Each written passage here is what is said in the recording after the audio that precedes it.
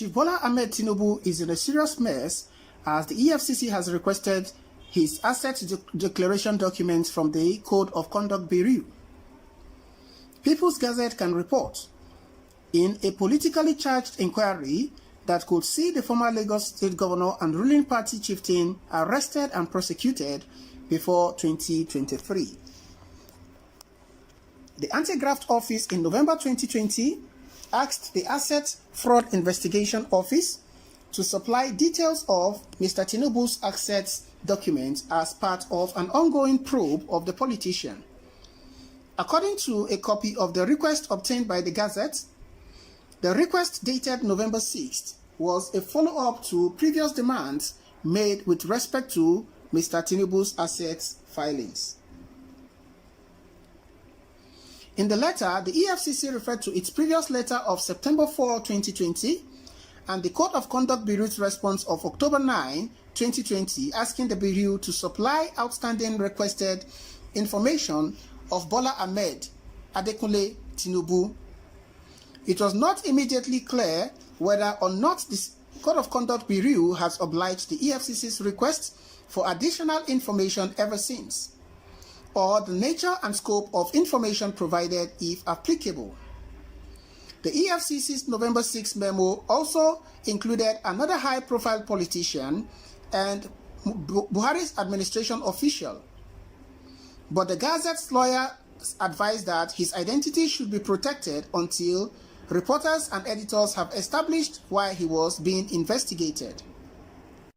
Respective spokespersons for the EFCC and the Code of Conduct Bureau did not return requests seeking comments about Mr. Tinubu's investigation as led by Abdul Rashid Bawa when he was the head of the Lagos State Zonal Office. Mr. Bawa was confirmed as the EFCC chairman last week, despite being a subject of a smothered corruption probe, and officials said he is now fully in charge of the Tinubu's case.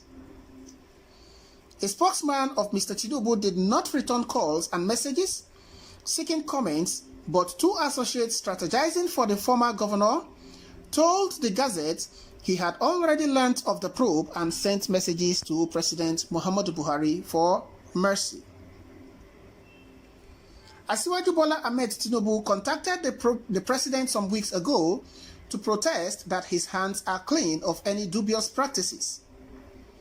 The source said, under anonymity to avoid damaging his relationship with the Lagos heavyweights. He told the president that if the EFCC must proceed with its probe, then it has to do with some compassion and fear of God. But what Asiwaju really wants is for the investigation to stop, because we all know it was instigated by Abubakar Malami to harass and persecute the party leader and destabilize him before the 2023 general election, the source said.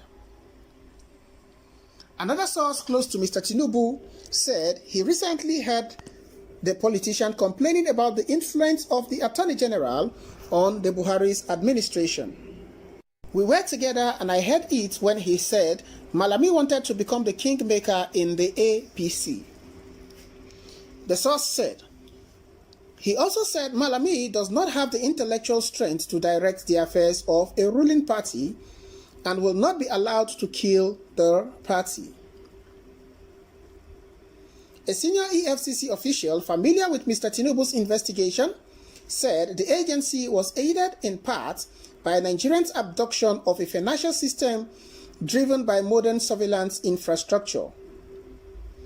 Mr. Tinubu was already arraigned in 2011 for asset declaration fraud, but the matter was dismissed due to the failure of prosecutors to find enough evidence to substantiate their claims that he operated foreign bank accounts while being governor between 1999 and 2007. But the EFCC has now found additional information and believed it would successfully nail Mr. Tinubu using the same set of asset documents but with advanced layers of verification. Nigeria has adopted the bank verification number and strengthened its financial intelligence department since 2011. The EFCC has traveled a long distance from 2011 when Tinubu was first prosecuted.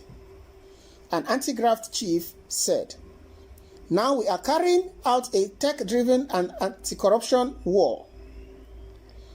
The official also said Mr. Tinubu's alleged assets fraud is only an aspect of multiple counts to be instituted against him by the EFCC. "We have petitions from a group in Abuja that we should investigate the source of those bullion vans that were driven into his house in 2019, the official said. "We are also investigating his use of several proxies to collude with governors in Lagos and siphon money from the state." In November, the Gazette published bank details that showed how Mr. Tinubu's Alpha Beta was moving the questionable funds it received from Lagos State into other companies linked to Mr. Tinubu, including Broadcaster TV, TVC, and Lagos Metro bus providers. But EFCC's ability to prove its case against Mr. Tinubu this time could still prove more challenging than officials boasted, especially as he was said to have tucked his deals and assets in complex layers of financial maneuvering. Officials could not immediately comment on what Buhari knew about Mr. Tinubu's probe, but they expressed confidence that the president would be reluctant to stand in the way of a criminal investigation. Mr. Tinubu has long been considered untouchable because of the role he played in bringing in Mr. Buhari to power, but his influence has waned since 2015 when the president shut him out of his inner circles after being sworn in as president.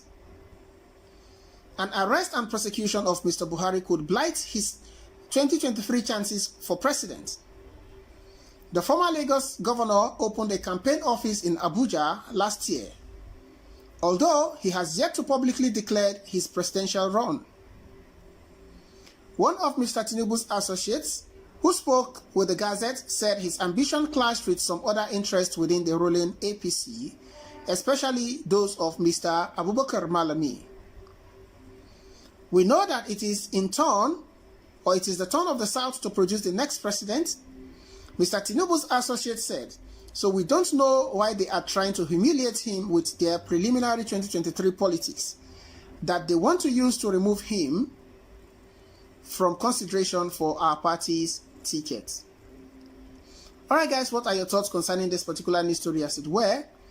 Mr. Tinubu is in a hot mess as it were, as the plots are already thickening to deal with him and frustrate his ambitions before the 2023 general election sets in the way. Well, what are your thoughts concerning this particular development? Drop by at the comment section, let us know what your thoughts are. Don't forget to subscribe to this channel if you are yet to subscribe. Kindly hit the bell icon so you can get notification whenever we post new stories. Endeavor to share these news stories with your friends, family, relations, and loved ones so they can get to know what is happening around the world and be informed. Thank you so much, guys. I appreciate your support, and I'll see you on the other news. Thank you, and bye for now.